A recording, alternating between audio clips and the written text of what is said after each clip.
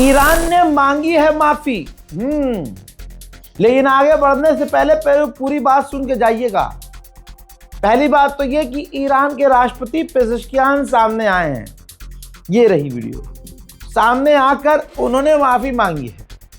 Iran के राष्ट्रपति ने सीधी बात कही है, कहा कि हम पड़ोसी देशों से माफी मांगते हैं कि हमने उनके इलाकों पर हमला किया और हम ऐसा नहीं चाहते थे, और अब हमने फैसला किया है कि हम अपने साथी पड़ोसी देशों पर हमला नहीं करेंगे तब तक जब तक उनकी जमीन का इस्तेमाल हम पर हमला करने के लिए नहीं किया जाता। अब आप कहेंगे भाई बात तो घूम फिर वहीं आ गई। हाँ, ये ईरान है भाई साहब, कब घुमा कर पटकी मार दे पता ही ना चले।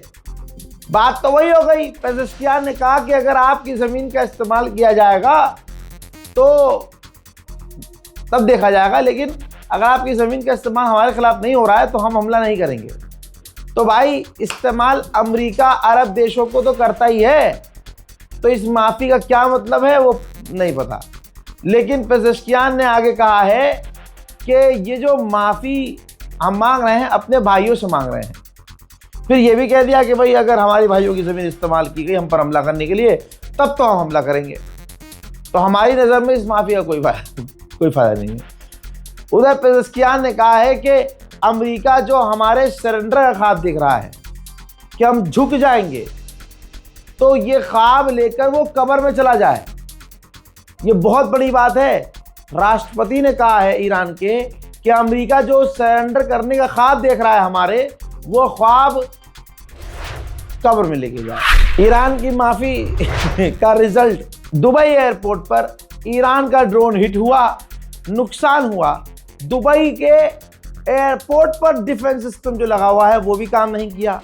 फिर हुआ क्या, जो कल रात को मैंने बताया था कि थोड़ी थोड़ी फ्लाइट शुरू हुई हैं दुबई की ताकि लोगों को निकाला जा सके, दोबारा से सारे जहाज और पूरा एयरपोर्ट बंद कर दिया गया। Straight to the airport.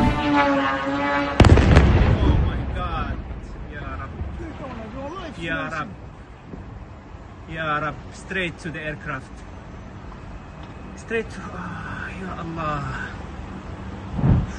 Saudi Arab ने कहा कि ईरान की तरफ से जो पूरे इलाके पर हमला हो रहा है उससे कोई फ़ायदा ईरान का नहीं हो रहा है और कोई स्टेबिलिटी और सिक्योरिटी हासिल नहीं हो रही है ईरान को।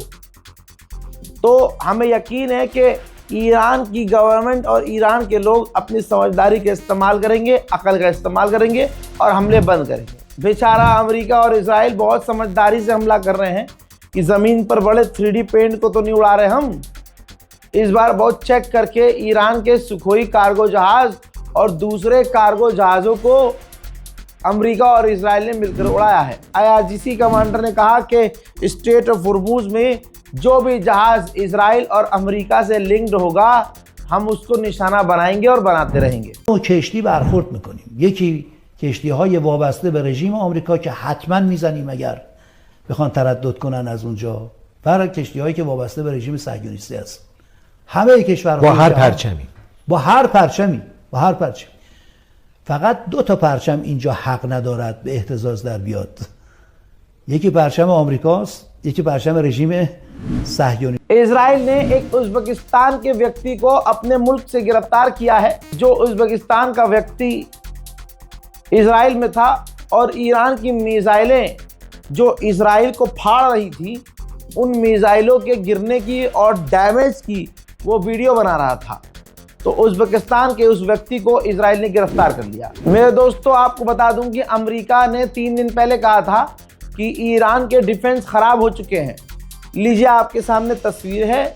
ईरान ने एक और अमेरिका के MQ-9 रीपर एडवांस खतरनाक ड्रोन को अपनी मिसाइल से मार गिराया है।